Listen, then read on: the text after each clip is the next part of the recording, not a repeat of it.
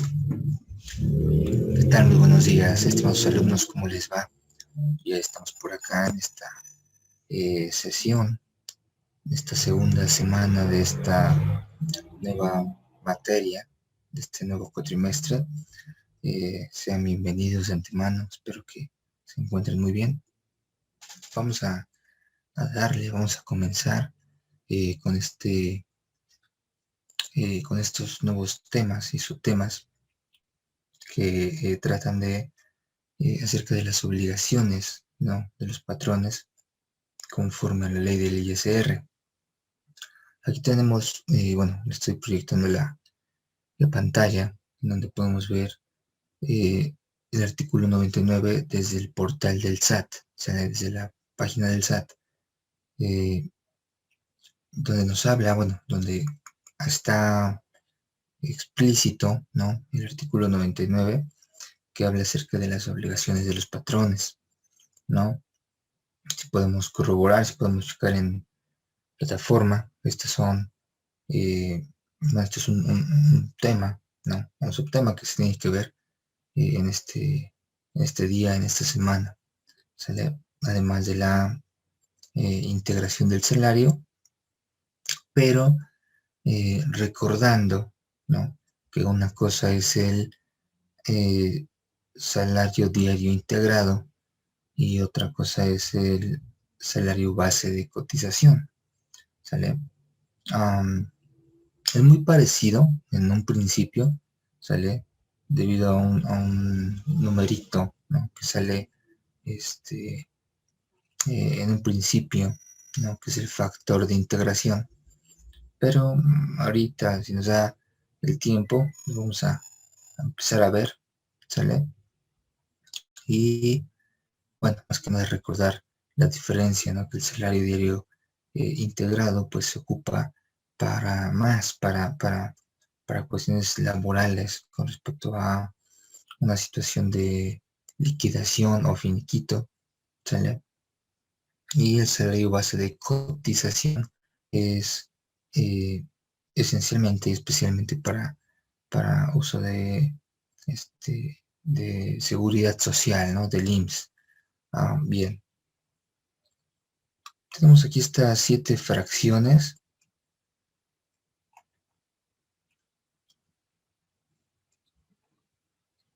del artículo 99 y lo podemos leer acá, ¿sale? Quizás nada más ir analizando, desglosando, pero lo podemos corroborar también con meramente el artículo 99 de la ley del ISR, ¿no? Vamos a ver de cierta manera, ¿no?, a comparar, hacer una comparación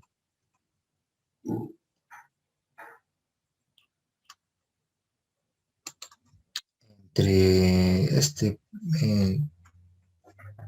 portal del SAT, ¿no?, y en un archivo en PDF. Bueno, lo podemos comprobar y corroborar en este momento. Les vuelvo a compartir pantalla y vean, por ejemplo,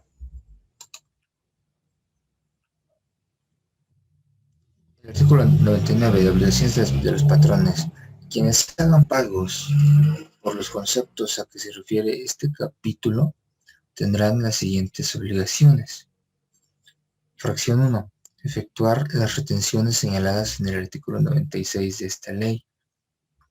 2. Calcular el impuesto anual de las personas que les hubieran prestado servicios subordinados en los términos del artículo 97 de esta ley. Bien, ahora, comienza así y vamos a ver el archivo en PDF.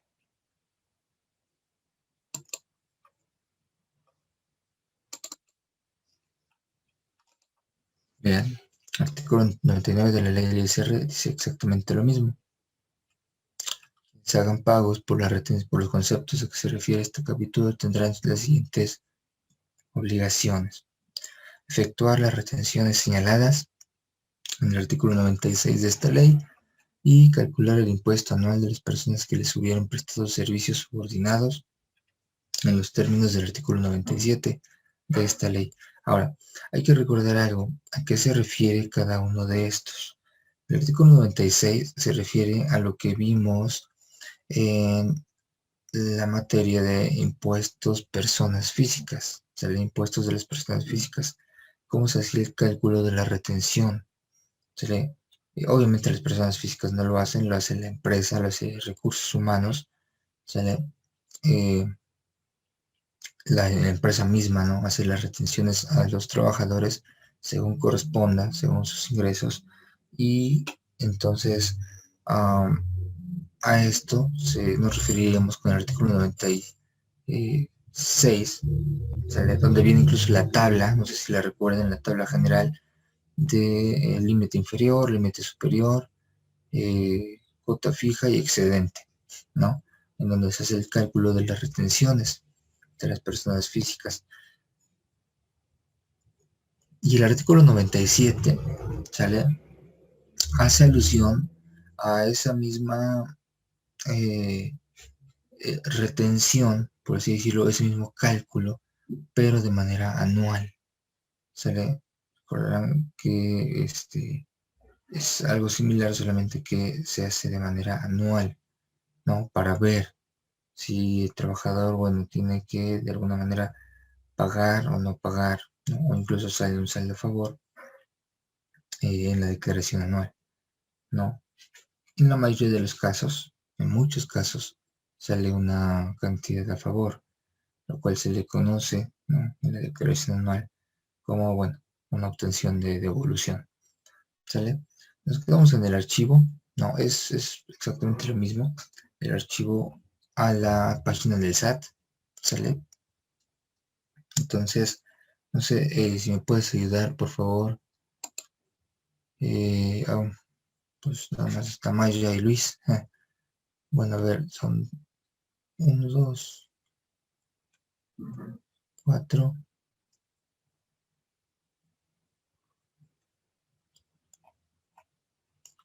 Maya, si me puedes apoyar leyendo la fracción 3, 4 y 5, por favor. Y Luis Gustavo, 5, perdón, 6, 7, o sexta y séptima. Y el pequeño, el restante sale de este artículo. Maya, por favor. Sí, profe. 3. Expedir y entregar comprobantes fiscales a las personas que reciban pagos por los conceptos a que se refiere este capítulo, en la fecha en que se realice la erogación correspondiente, los cuales podrán utilizarse como constancia o recibo de pago para efectos de la legislación laboral a que se refieren los artículos 132, fracciones 7 y 8 y 804, primer párrafo, fracciones 2 y 4 de la Ley Federal del Trabajo. 4. Solicitar, en su caso, las constancias y los comprobantes a que se refiere la fracción anterior a las personas que contraten para prestar servicios subordinados, a más tardar dentro del mes siguiente a aquel en que se inicie la prestación del servicio y cerciorarse que estén inscritos en el Registro Federal de Contribuyentes. Adicionalmente, deberán solicitar a los trabajadores que se les comunique por escrito antes de que se efectúe el primer pago que les corresponda por la prestación de servicios personales subordinados en el año de calendario de que se trate. Si prestan servicios a otro empleador y éste les aplica el subsidio para el empleo, a fin de que ya no se aplique nuevamente. 5. Solicitar a las personas que contraten para prestar servicios subordinados, les proporcione los datos necesarios a fin de inscribirlas en el Registro Federal del Contribuyente, o bien, cuando ya hubiere sido inscritas con anterioridad, le proporcione su clave del citado registro.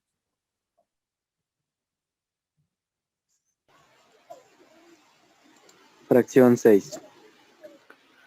Proporcionar a más tardar el 15 de febrero de cada año a las personas a quienes les hubiera prestado servicios personales subordinados y constar y el comprobante del monto total de los viáticos pagados en el año del calendario del que se trata, por los que se aplicó lo dispuesto en el artículo 96, fracción 17 de esta ley. Fracción 7. Presentar ante las oficinas autorizadas a más tardar el 15 de febrero de cada año, declaración proporcionado información sobre las personas que hayan ejercido la opción de la que se refiere la fracción 7 del artículo 94 de esta ley, en el año del calendario anterior, conforme a las reglas generales que el afecto expidió al Servicio de Administración Tributaria, quedan exceptuados de las obligaciones señaladas en el artículo los organismos internacionales cuando así lo establezcan los tratados o convenios respectivos de los estados extranjeros.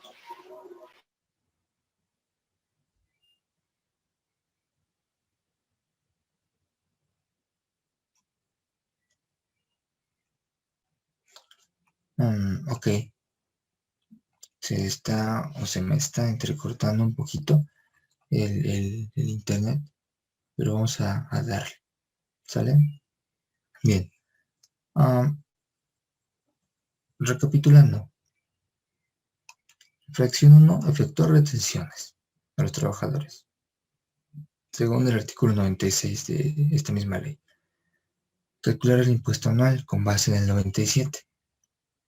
Expedir y entregar comprobantes fiscales a las personas, o sea, a los trabajadores. Fíjense que esa es una cuestión bien interesante porque aplicada a la vida real, anteriormente a las personas, a los trabajadores, se les daba una constancia de ingresos, así se le llamaba. Es decir, y no tiene mucho tiempo, o sea, no tiene más de 5 años todavía, ¿sale? Y hasta hace poco, tal vez unos 2 o 3 años, en donde a las personas ya no se les da físicamente esta constancia de ingresos. Ahora, si un contador quiere, por ejemplo, corroborar o checar información de los ingresos de un trabajador, tiene que irse a una plataforma, ¿no?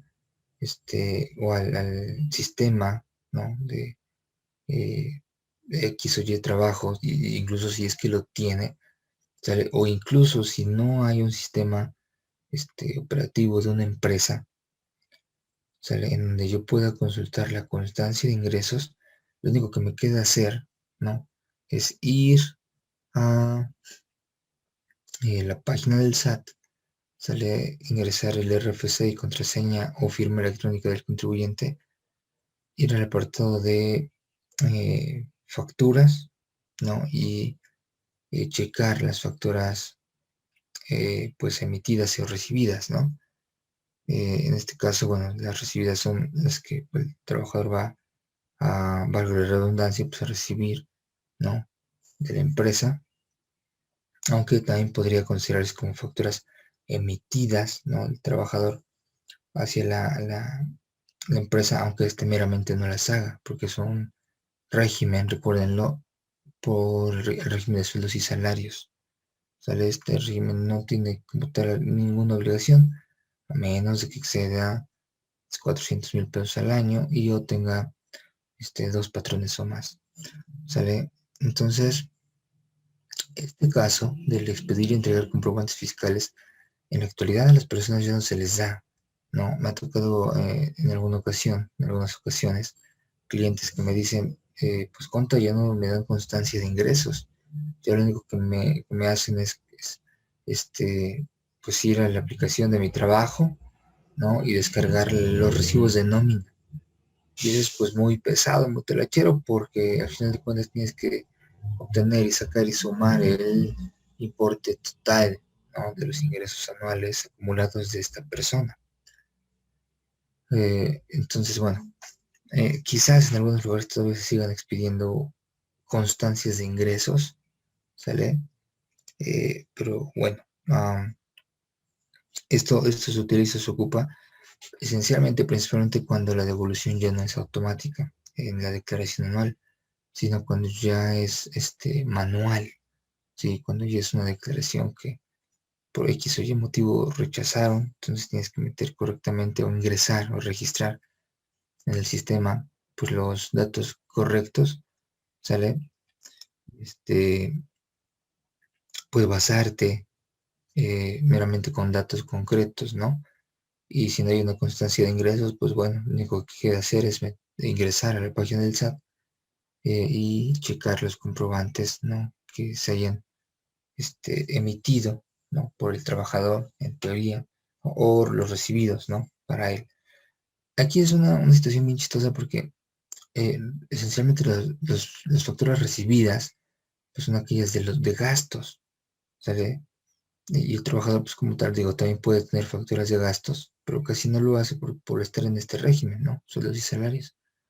Bien. Adicionalmente, deberán solicitar a los trabajadores que les comuniquen por escrito antes de que se efectúe el primer pago que les corresponda por trabajar, ¿no?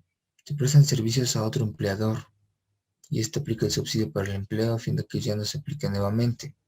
Es una obligación, o sea, es compartida, porque al fin y al cabo la obligación de proporcionar esta información es del trabajador y que sea verídica y fidedigna, pero la obligación primera es del patrón. ¿Por qué?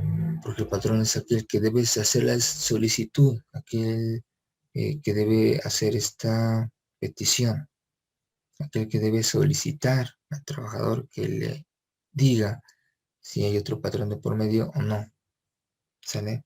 Para ver, en este caso, que el subsidio para el empleo pues ya no vuelva a aplicar, ¿sale? Solicitar a las personas que contraten, o sea, a los trabajadores, solicitar a mis trabajadores que me proporcionen los datos necesarios a fin de inscribirlas en el SAT, a darlas de alta en el RFC, darlas de alta en el SAT para tener su registro federal de contribuyentes. O bien, cuando ya hubieran sido inscritas con autoridad, se les proporciona su clave de estado de registro, ¿sale? Es decir, aquí el patrón, ¿no?, obviamente a través del área de recursos humanos, dependiendo qué tan grande o pequeño pueda ser el área, ¿no?, o la empresa, ¿sale? Pues obviamente si es grande, pues el área de recursos humanos es la que vigila, checa, corrobora estos datos, esta información, igual que sea verídica y fidedigna. Si el trabajador es, digamos, la primera vez que se va a integrar, ¿no?, a un empleo formal, pues y le solicitan su RFC, pues entonces, y no lo ha tramitado, pues entonces se le tiene que apoyar, ¿no?, con ese hecho, o darle alguna indicación, alguna orientación para pues que esta persona pueda darse de alta en el RFC y el régimen correcto, ¿sale? Déjenme contarles una anécdota aquí. Es bien importante esto, que lo recuerden, que lo tengan en mente, porque ya sé que algún familiar, algún conocido, amigo les puede ocurrir, ¿sale? O incluso a ti, que la verdad no creo, porque uno, digamos, es un poquito más analítico, pero digo, pudiera ser. Y esto le sucedió a un amigo muy cercano, y ya hace años, me parece que ya les conté esta anécdota, pero se las vuelvo a comentar, porque en verdad esto es muy, pues, delicado, porque puedes sufrir pérdidas económicas considerables y que no están en tus manos y que son de la nada, ¿sale? No sé si recuerden por dónde voy o si nada más tenía yo como alumno en en los cursos anteriores cuando les conté esta anécdota a Maya o Elizabeth, no recuerdo. Pero bien, tengo un amigo, ¿no?, que ya hace años, desde 2011, 2012, se dio de alta en el SAT. Obviamente sacó su RFC.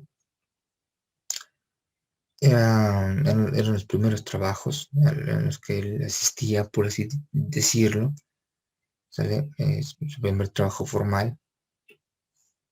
Y no estaba dado de alta en el SAT. Fue a darse de alta.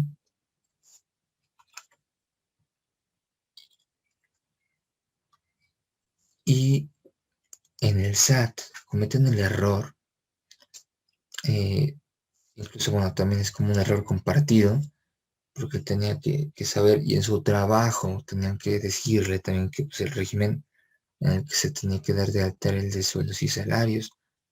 Por alguna X o Y razón, motivo, lo dan de alta en el régimen de actividades empresariales y profesionales, ¿sale?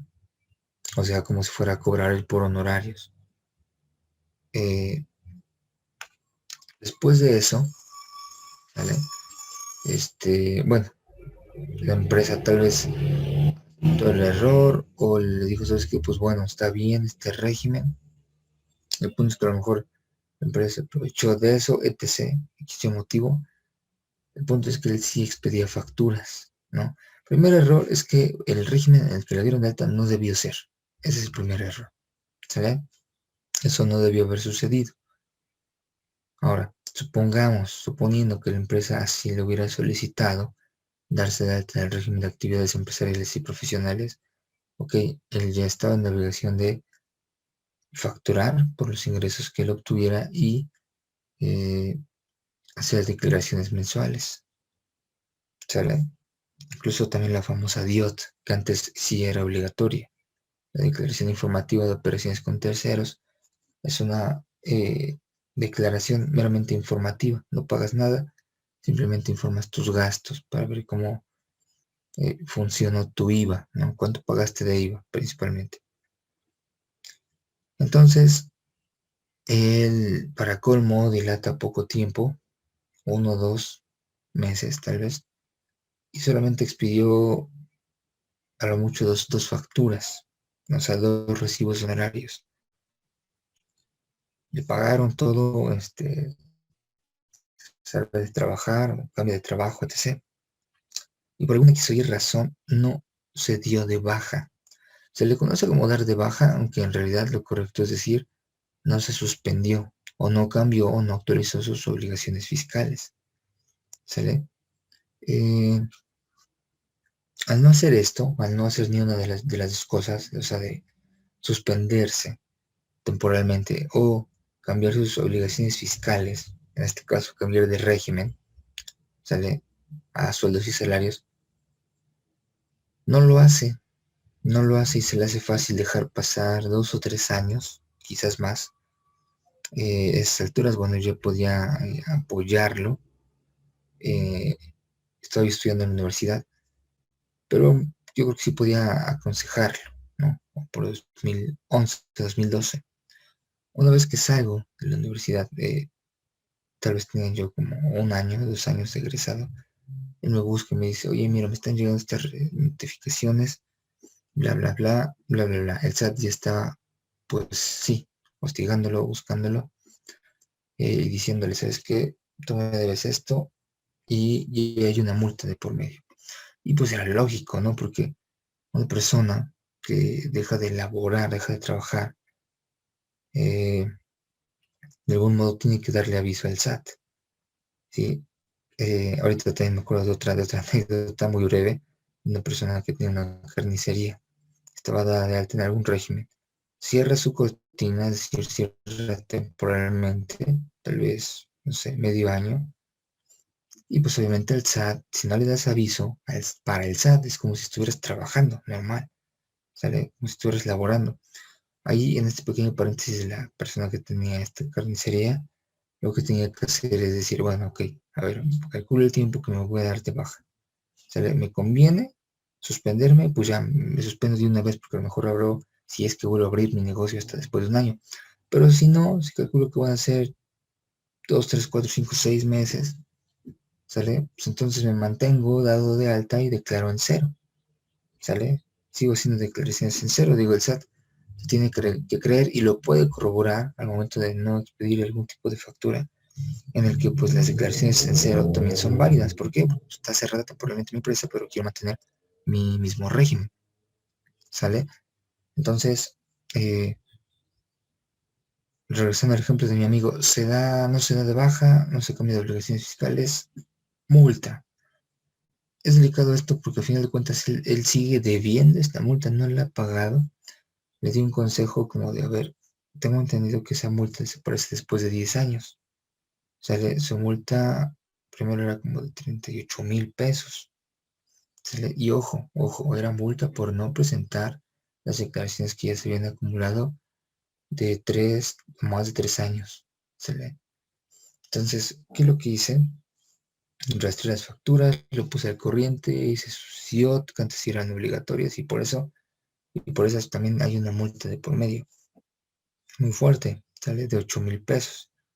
Digo muy fuerte relativamente porque aunque digas, bueno, son 8,000 pesos, pero pues son 8,000 pesos y gastarlos de la nada, a lo tonto, por así decirlo, pudiendo evitar ese tipo de circunstancias o situaciones, pues mejor me los gasto en otra cosa, ¿no? Entonces, el, eh, la multa que él debía en un principio era de 38,000. Después lo chequé, eran como 48, luego 58, ahorita ya debe haber como más de 80,000 pesos, tal vez, si la multa ha seguido creciendo, si no se la han condonado. Entonces, él no, pues digo, creo que no tiene ni el más mínimo interés de pagar, y el SAT, yo creo que le va a desaparecer su deuda después de 10 años, ¿no? O sea, ya mero, ya falta poco. Después de que le cayeron las notificaciones, pues él tuvo que acudir y todo, porque para colmo, él vivía en casa de una tía, ¿sí? De su tía, y pues tenía ese domicilio fiscal dado de alta, ¿no? Obvio. Entonces los del SAT llegaron a ese domicilio y estuvieron casi a punto de embargar, ¿no? ¿Qué digo? Ahí tenía otra situación muy diferente, porque bueno, se tendría que demostrar que el contribuyente meramente es propietario de la casa o vive ahí. Él ya no vivía ahí, pero pues, tuvo que soltar ahí unos pesitos, ¿no? Para que lo dejaran tranquilo por el momento. Y aunque ya está al corriente, pero la deuda sigue, porque la deuda ya no es por impuestos que él debe, sino por multas, actualizaciones y recargos, ¿sale? Entonces, eso es de mucho cuidado, porque al final de cuentas no espero y no creo y no quiero pensar que en algún momento cuando te toca hacer este tipo de trámites, si no es que ya los haces a lo mejor, que son pues bastante sencillos, ¿no? Pero se pudiera cometer un error. Al momento de dar de alta a una persona, ¿sale? Se va llenando un cuestionario para saber, ¿no? Este, qué régimen le corresponde a esta persona, qué régimen correctamente le tendría que tocar, ¿no? Esto ya lo vimos en impuestos personas físicas, y al final de cuentas se relaciona mucho aquí porque estas son varias de las obligaciones del patrón hacia los trabajadores. Solicitar que me den su RFC. ¿Sale? Si no, pues apoyarlo y asesorarlo, ¿sale? Para que pueda obtenerlo y en el régimen correcto, ¿no? Proporcionar más tardar el 15 de febrero de cada año a las personas a quienes les hubieran prestado servicios personales subordinados constancia y comprobante fiscal. Ojo, esto a más tarde en febrero, pero ya no se da, al menos a mí, de todos mis clientes que tengo en este régimen de sueldos y salarios y asimilados, ya no les dan constancia de situación fiscal. Y esto es algo pues muy raro porque las empresas te dicen, que yo no te lo doy físicamente, entra a este portal y ahí la puedes descargar, o al menos si no la constancia como tal, puedes descargar la nómina. Entonces pues hay una talacha bien tremenda para el contador porque tiene que hacer la sumatoria, ¿no? De los recibos de nómina, imagínense si son 2 quincenales, pues entonces tiene que hacer varios, ¿no? Varias descargas, ¿no? Y esta sumatoria.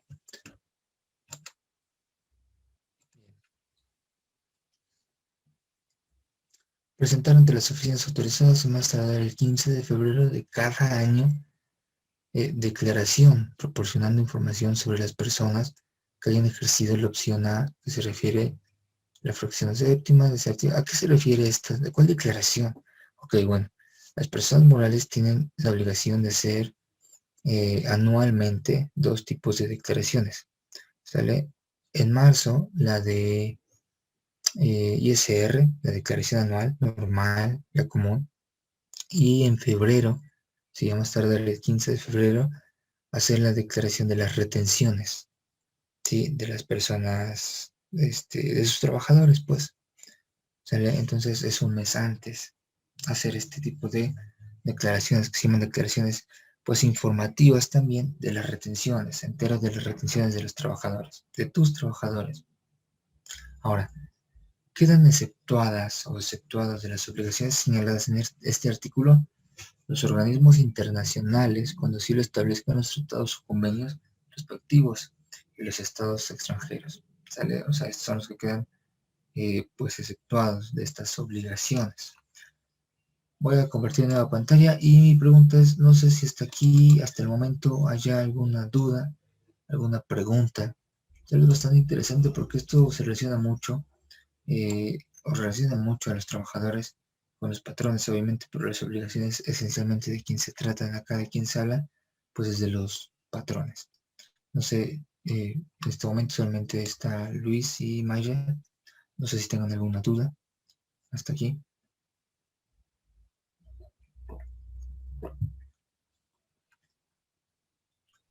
No, profe. Correcto. Supongo que Luis tampoco. Vamos ahora a checar esta.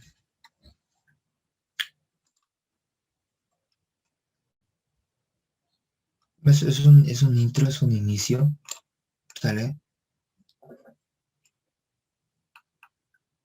Y tenemos que tener en claro esto, ¿sale? La diferencia entre el salario base de cotización y el salario diario integrado. Salario diario integrado, vamos a relacionarlo en nuestra mente, sí, rapidísimo. Salario diario integrado es para Ley Federal del Trabajo, liquidaciones y finiquitos. Salario base de cotización va más aunado a lo que son cuestiones del IMSS, ¿no? Cuestiones de la ley del Seguro Social, ¿sale? ¿Cómo se calcula el salario base y el factor de integración? Permítanme tantito, voy a checar aquí algo en plataforma.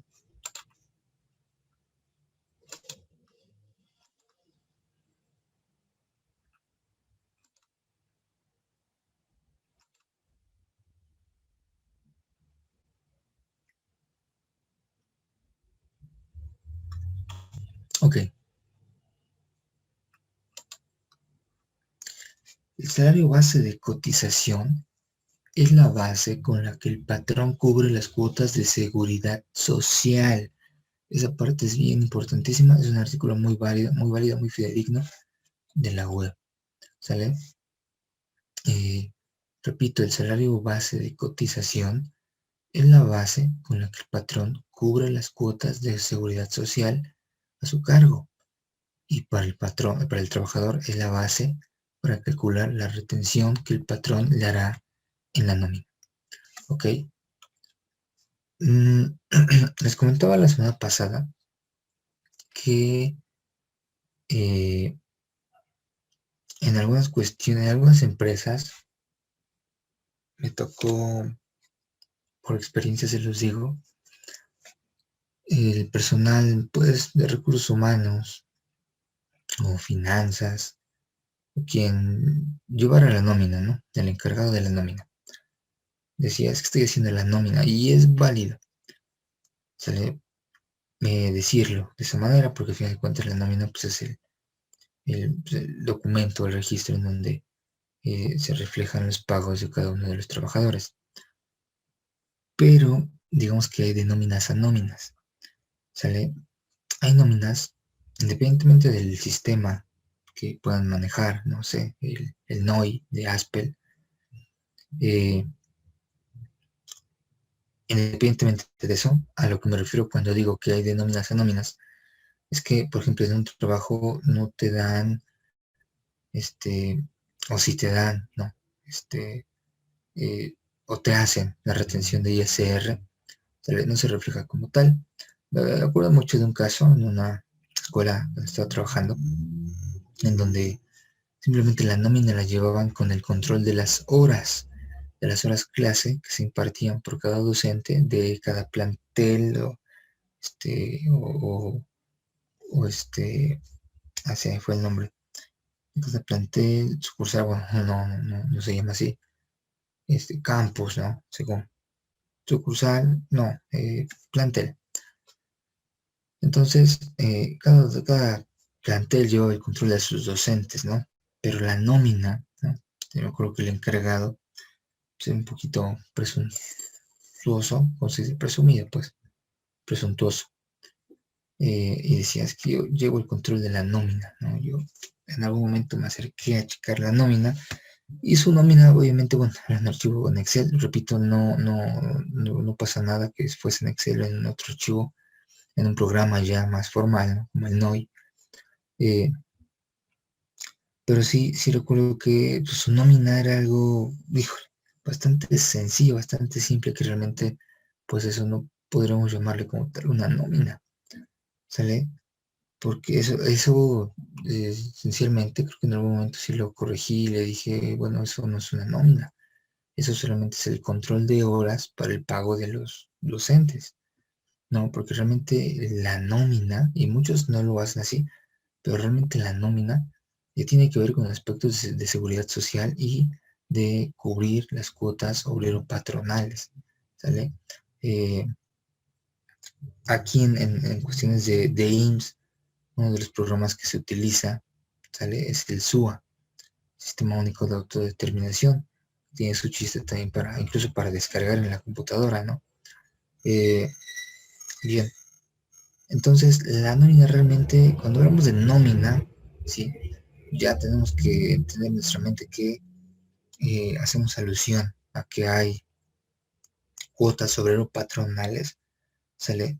Y que debe considerarse y contemplarse las retenciones, ¿sale? De los trabajadores y las cuestiones de IMSS, ¿no? Las retenciones de seguridad social, ¿sí?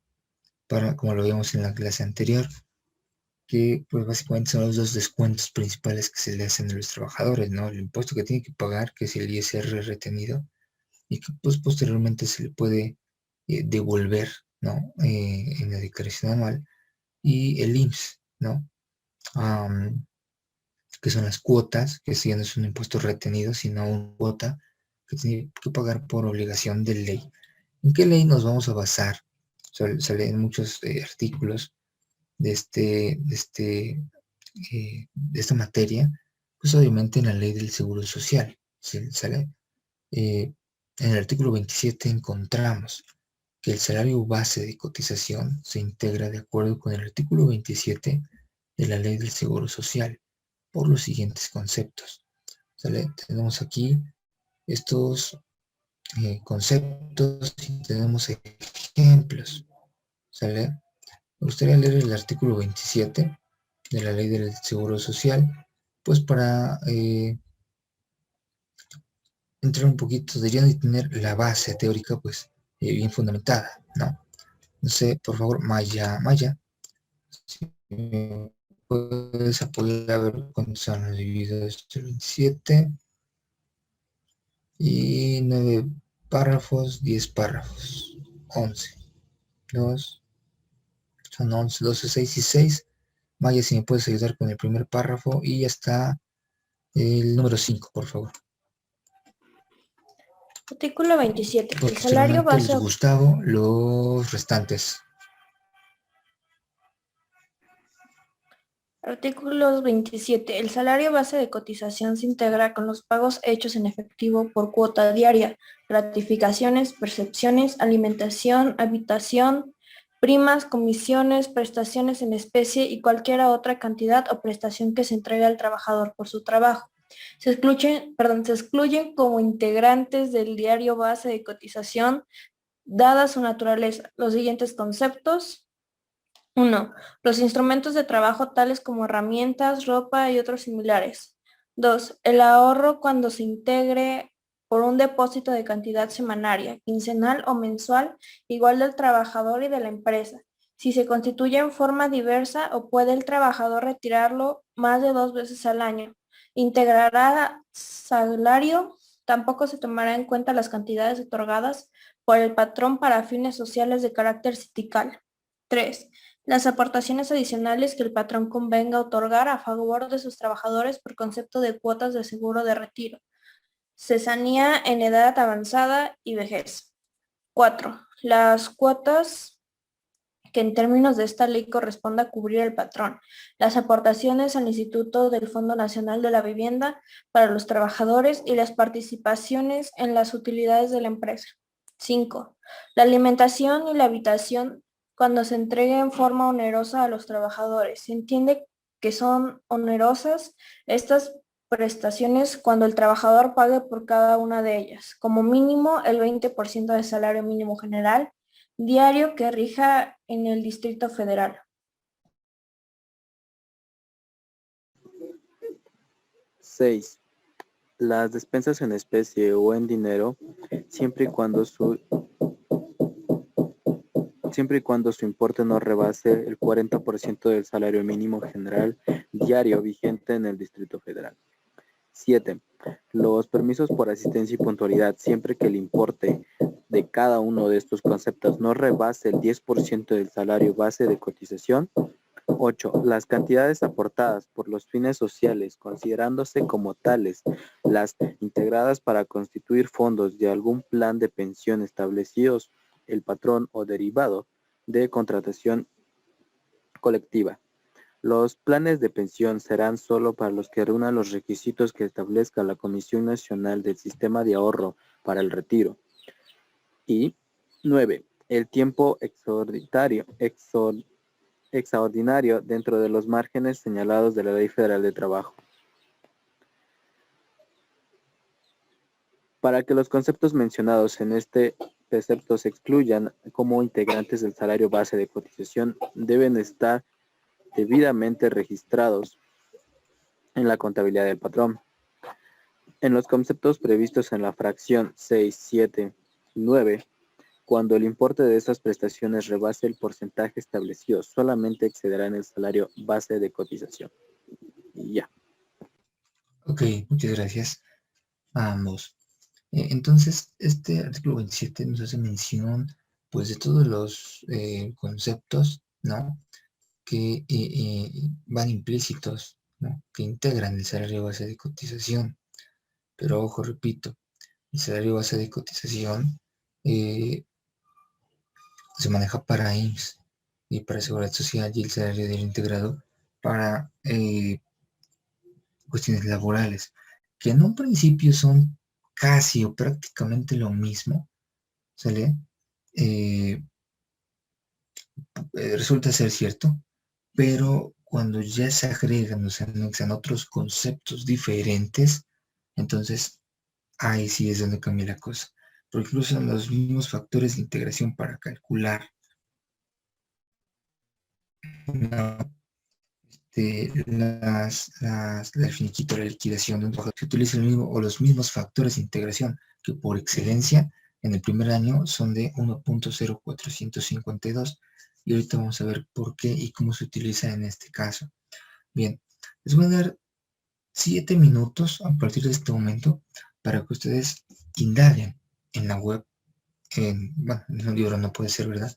En la web, en internet, y ustedes mismos hagan aportaciones en este mismo momento, no sé, de 7 a 10 minutos, para que puedan decirme y lo que hayan encontrado ustedes, ¿no?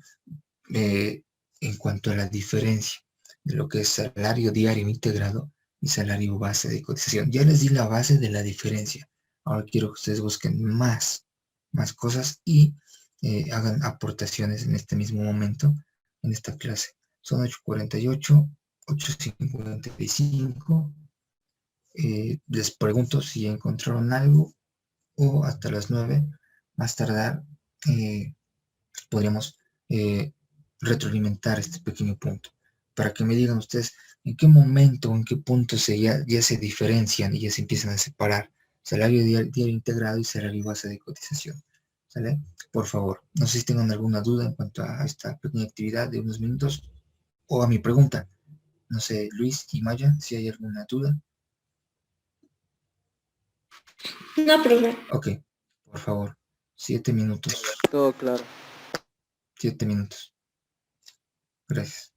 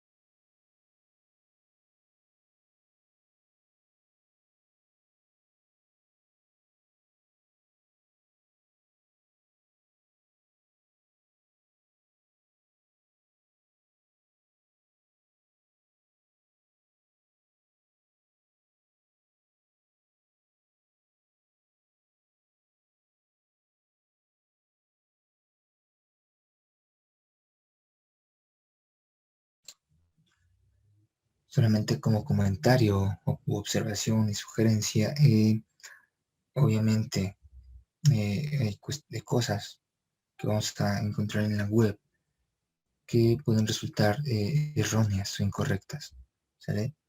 Um, Les garantizo que sí hay información fidedigna y verdadera, solamente hay que saber buscar correctamente, pero también hay información incorrecta. Incluso hay artículos en donde dicen que salario diario integrado y salario base de cotización son lo mismo, ¿sale?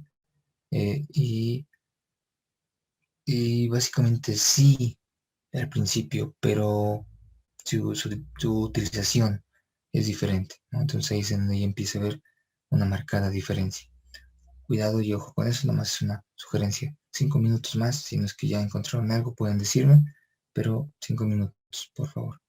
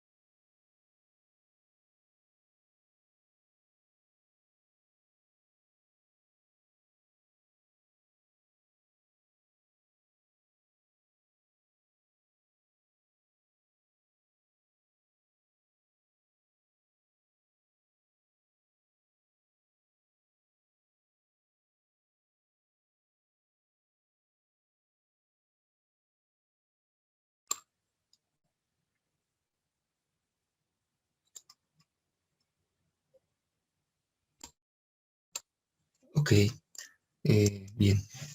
¿Qué es lo que encontraron? Maya y Luis Gustavo. Coméntenme, por favor. Encontraron, y supongo que se encontraron con situaciones en donde era lo mismo o información falsa. Y aquí viene, bueno, el chiste, ¿no? De buscar y saber buscar varias fuentes de la web para no irnos como que a la primera, ¿no? Ir corroborando información e ir destacando la que dice, bueno, esto es similar ya 5 veces, 6 veces, quiere decir que, pues entonces ya lo más probable es que sea cierta. Maya, ¿qué me puedes decir de lo que hayas encontrado? Bueno, yo encontré que es el primero, que era el salario base de cotización, que prácticamente es el promedio de lo que gana un trabajador diariamente y debe de incluir la cuota diaria, aguinaldo, alimentación, habitación, todas las prestaciones de ley. Okay. Y el salario diario integrado es lo que se va a ganar prácticamente diario, igual incluyendo la comida, habitación, transporte y vales de despensa. Entonces, en esa parte, al inicio sí hubo confusión porque prácticamente es lo mismo, ¿no? Okay. Lo mismo. Pero Ok. la diferencia es que en el salario de cotización, eso nos vamos a basar con la ley del IMSS. Y eso va Muy a bien, servir sí. para que ellos puedan obtener las cuotas en materia de seguridad social. Y el otro, el salario diario integrado, se va a regir sobre la Ley Federal del Trabajo. Correctísimo. Y ambos son como si tuviéramos dos salarios o dos sueldos. El primero, que es el del salario de cotización, va a ser un poco menor que el salario diario integrado porque van a ocupar todas las prestaciones de ley. Pero Bien. lo que realmente vamos a recibir es el salario diario integrado, que está regido por el federal. Muy bien. Y bueno, acá dice que lo recibimos y por lo general no es el mismo salario mínimo, ya que hay veces que ocupa las indemnizaciones o finiquitos y solamente se utiliza como base. Ok, muy bien, muy bien. Perfectísimo. ¿Algo más que agregar, Luis Gustavo? ¿O Maya?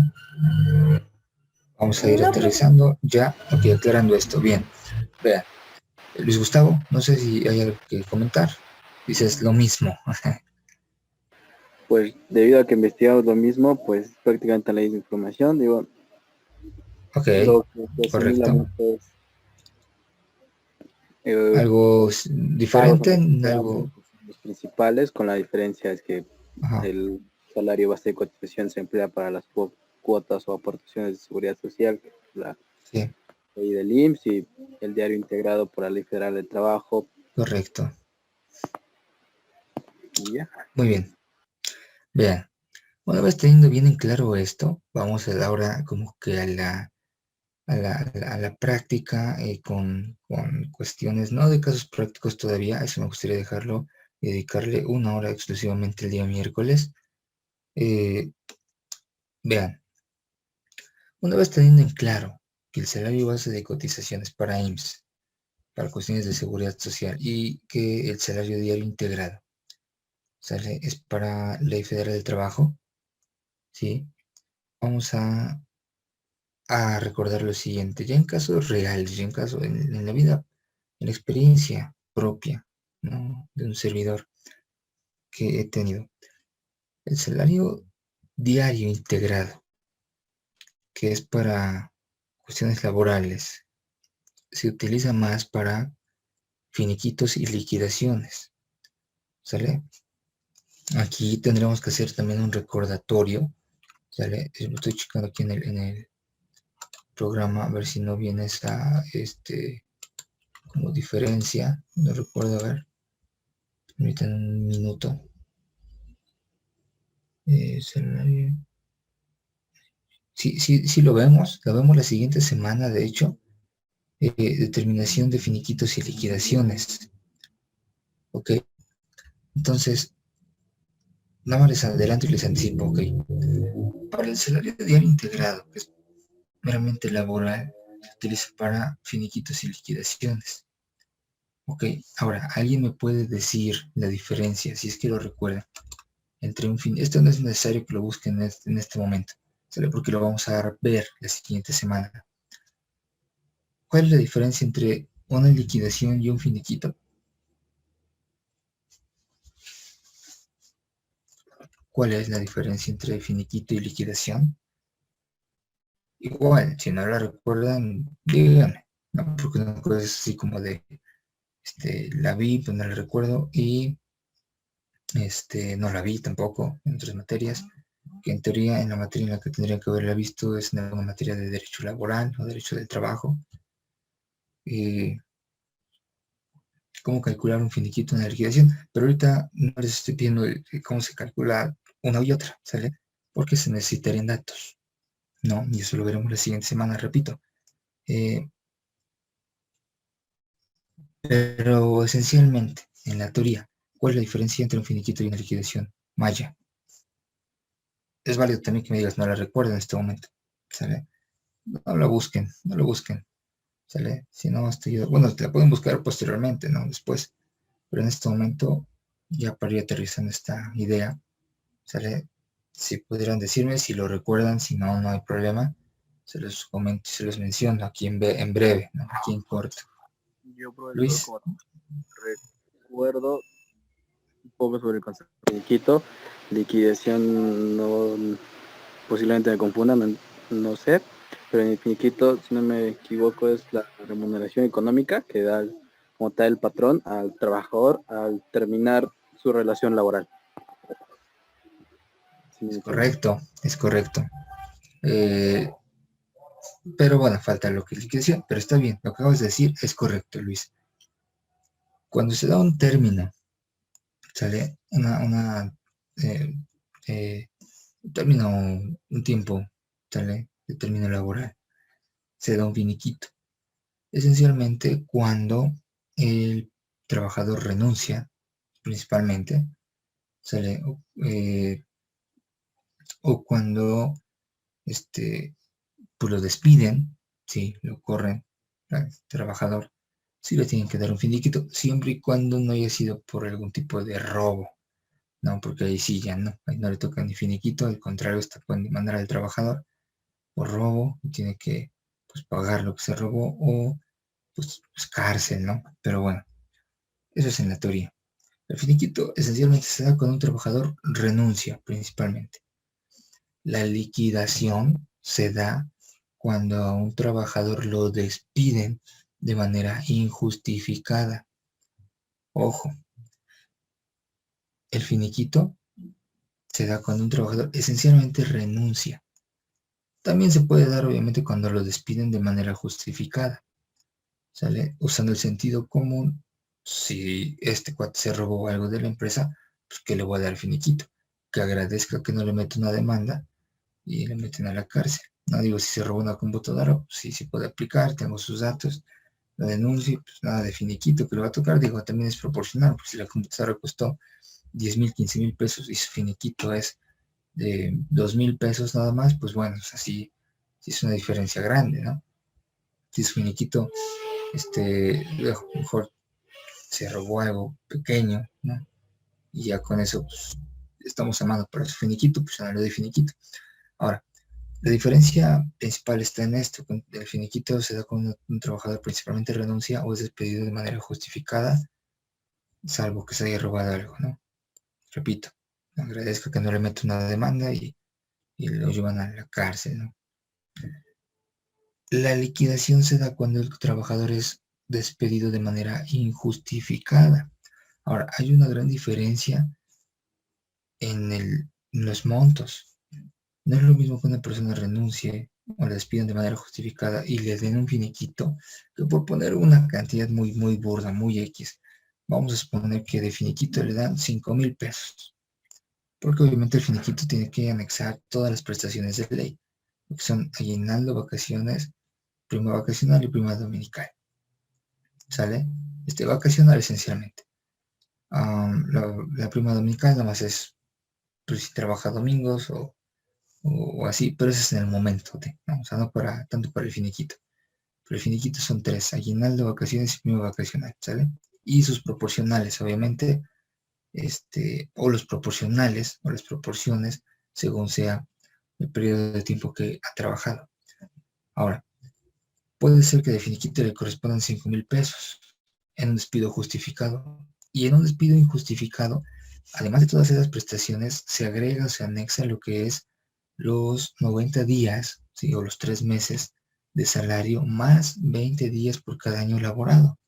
Esto quiere decir que si de finiquito le pueden tocar 5,000 pesos de liquidación, híjole, le pueden tocar más de 80,000 pesos. Entonces es una cantidad pues muy diferente, ¿no? Es por eso que muchos pelean por su despido injustificado. Y ahora, aterrizando a la realidad, ¿no? Así que ya bajamos de nuestra nube, ok, yo sé que me tocan por despido injustificado, porque cerró la empresa, etc. Me tocan 80,000, 100,000 pesos. O sea, la empresa no quiere o no puede dártelos. Se van a lo que es la Junta de Conciliación y Arbitraje y pues obviamente conciliación y arbitraje lo que hace es pues, conciliar, ¿no? Vamos a decir, bueno, a ver, honestamente al trabajador le toca esto, pero el patrón solamente puede dar esto. De 80,000, ¿sabes qué? Te da 50,000, tómalos o déjalos. Entonces ya como que bueno, pues ya ni modo. Es una de las cuestiones bastante feas e interesantes a la vez porque de algún modo esto como tal no se lleva tanto a la práctica. La Ley Federal del Trabajo no se lleva tanto a la práctica como la ley del IMSS, o sea, la ley del Seguro Social. La ley del Seguro Social sí es más llevada a la práctica, ¿sí? Entonces, esta es una de las ventajas o tips que les puedo dar, mejor dicho, porque eh, como la Ley Federal del Trabajo no es tan llevada a la práctica en lo que es una liquidación, un finiquito, ¿sale? Nos podemos acordar que el salario diario integrado, pues pues por así sonar fríamente o duramente, pues está de más. Porque fíjense, el salario diario integrado se va a ocupar solamente en casos especiales, como una liquidación o un finiquito, ¿sale? Y que además no siempre se lleva tan a cabo, ¿sí? Al 100%.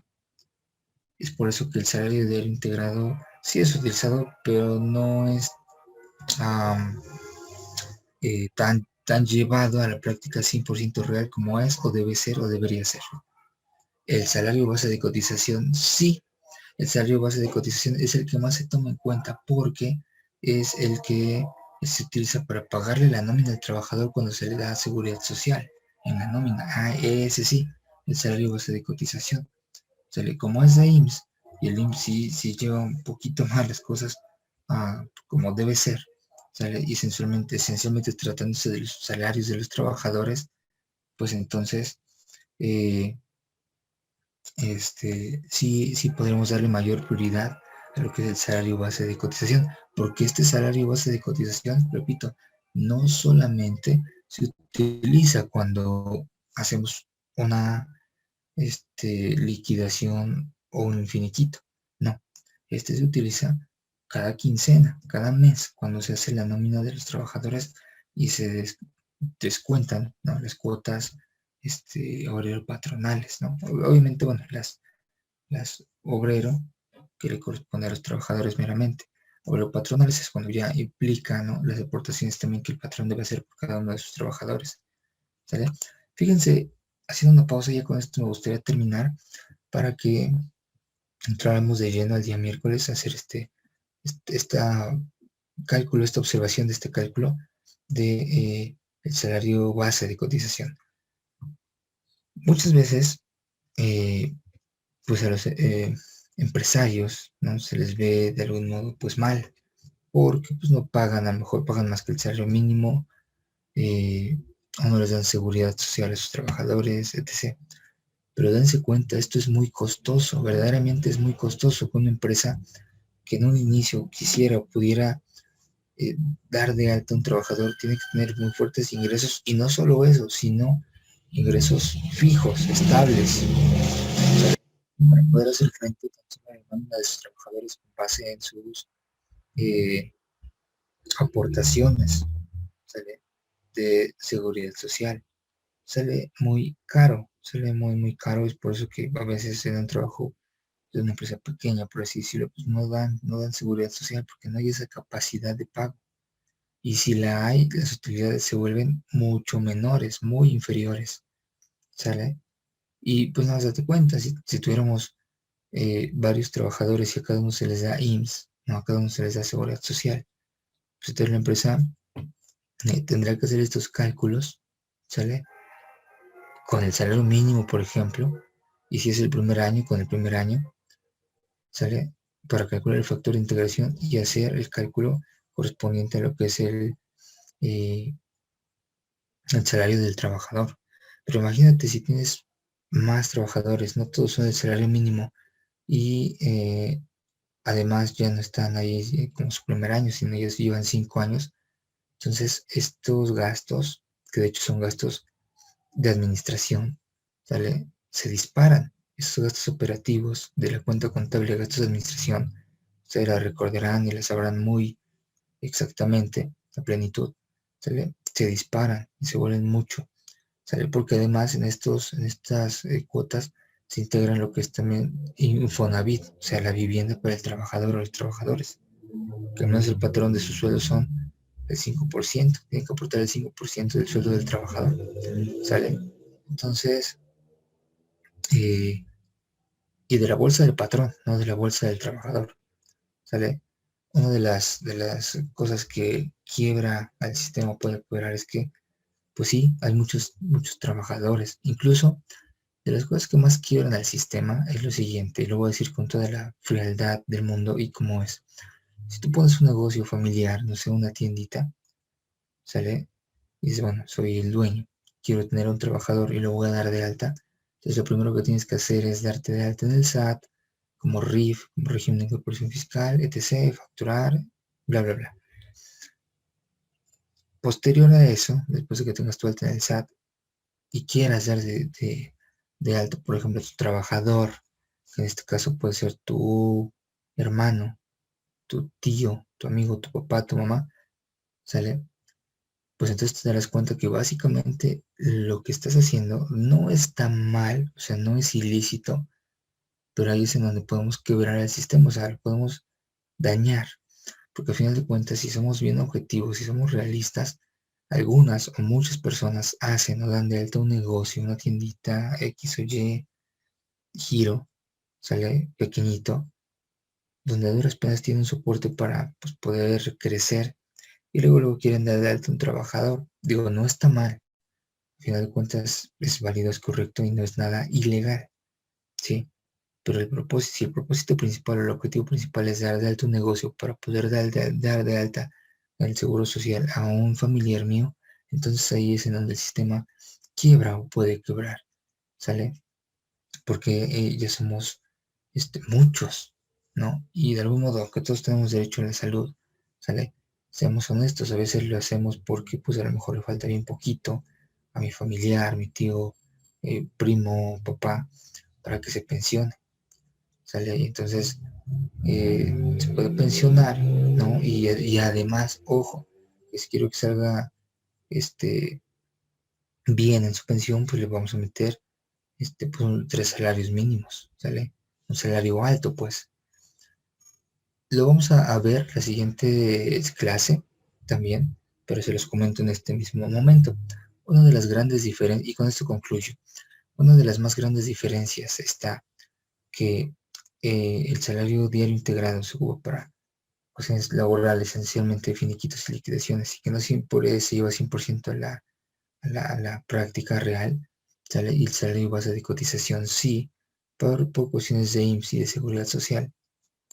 Eh, el salario base de cotización maneja topes, ¿sale? Serve de topes, bueno, que maneja ciertos porcentajes de limitación, de limitantes, hay ciertos límites, pues, ¿sale? Para X o Y conceptos, ¿ok? Y el salario base, el salario diario integrado, no hay límites, no hay topes, no hay limitantes, ¿sale?